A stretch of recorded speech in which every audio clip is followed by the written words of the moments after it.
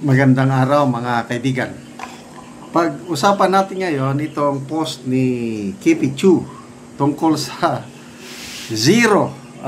Zero ang score ng partido ni BBM. Yung tatlong kandidato ng kanyang Partido Federal ng Pilipinas ay diretso inidoro. And then mamaya, basahin ko yung statement ng Pangulo tungkol sa resulta ng eleksyon na parang nawalan na siya ng yabang.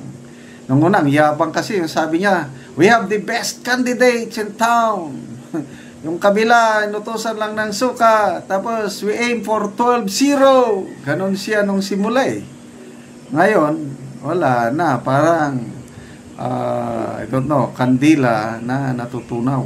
O parang binuhusan ng malamig na tubig. Okay, sabi ni Kipi Chu, grabe, ngayon ko lang na-realize na wala pala talagang nanalo na senador who ran under BBM. Okay. BBM is the chairman of Partido Federal ng Pilipinas. He only had 3 senatorial candidates, all of whom he got from PDP Laban. The rest who won are candidates of other parties. Kaya nga alyansa kasi iba-iba sila. They're not under BBM. Okay. Soto is National People's Coalition. Cayetano is Nacionalista. Lacson is Independent. Lapid is National People's Coalition. Tapos si Erwin Tulfo, lakas CMD. Yan yung 5 nanalo sa kanilang alyansa. Yung mismong partido ni BBM na Partido Federal, 0. Itlog. Okay, so si BBM pala talaga walang naipanalo na kandidato from his own party. Ano ang meaning nito? Yan. So, pinakita niya, Abalos, Pacquiao, Tolentino. Lahat yan, dating PDP. Sino ba ito? Abalos, if I'm not mistaken, correct me if I'm wrong, dating MMDA chairman, panahon ni Digong.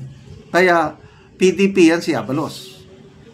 Noong 2023, nung malapit na ang eleksyon, umalis siya sa PDP, naging partido, federal. Ito naman si Manny Pacquiao, original yan na PDP. Naging presidente pa ata noon eh. Kaya lang, tinalikuran niya si Tate Digong. Lalo na itong si Tolentino, presidente yan ng PDP. And then, umalis. Yan, puros mga nagtraidor kay Tate Digong. Talo sila. So, ano ang ibig sabihin nito? Yun ang tanong ni Kipi Chu o Criset, kayo nang bahala. Bakit 0? Wala man lang na ipanalo kahit isa yung partido ni BBM. Okay, basahin ko yung kanyang statement, Bongbong Marcos, yung official page niya. Maraming salamat sa bawat Pilipinong bumoto. Huwag niyo kaming pasalamatan. It's our sacred duty to vote. May marka pa. Once again, our democracy has renewed itself peacefully, orderly, and with dignity. It is both a celebration of continuity and a call to act on the real challenges our people face. Kung basahin mo ang kanyang mga post, ang gandang pagkagawa. Kailang hanggang salita lang dahil sa gawa, wala talaga. Hanggang salita lang. Filipinos elected leaders who will listen and act on inflation, on jobs, on corruption. Sinama pang corruption.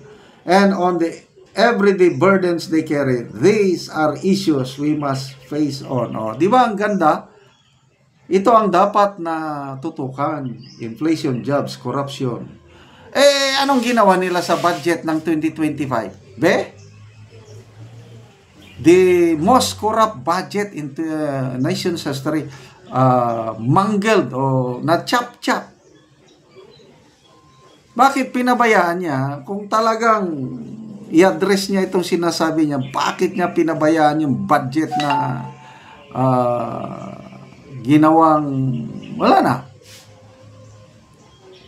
So, ito, hanggang salita lang. To those who supported the candidates of Alyansa para sa Bagong Pilipinas, thank you for your trust. We may not have won every seat, but our work and mission continue. O, ano ang promise? O, ano ang objective? 12-0. Kaya nung sinabi niyang 12-0, kinabahan ako. Delikado ito. Paano kayo maging 12-0? Imposible yan. Maliban lang kung may hukos-pukos. At salamat naman, natapos ng eleksyon, lumalabas na wala namang hukos-pukos sa COMELEC. May mga aberya, may mga reklamo, kailang minor lang. So, yung lumabas na panalo, dalawang kakamping, maligaya sila. 5 PDP laban, including Villar and Aimee, maligaya ang PDP. 5 rin sa kanila. Sa totoo lang, yung 5 nanalo sa kanila, -1 pa yun. Dahil si Pia Cayetano, tahimik lang yan. Kaya lang, nationalista party yan, sasama yan sa grupo ng mga Villar. Ang loyalty niya nasa nationalista party, hindi sa alyansa, hindi kay PBBM. Tignan natin ngayong botohan sa impeachment. Sasamahan niya yan, yung kanyang kapatid, si Senator Alan Peter Cayetano. So, 4 lang ang kanila. So, yun. To those who did not make it. Bakit hindi mo sinabi na 3 galing sa akin, 3 galing sa Partido Federal? Yung sinabi niya na we have the best. Ano lang, pinirate lang niya, puros PDP, pinirate. Kaya nagtaka ko, bakit napunta yan si Tolentino? Napunta yan kay... Okay lang si Abalos, kasi Abalos parang campaign manager ko nung election, noong 2022. Kaya lang, Pacquiao, sayang.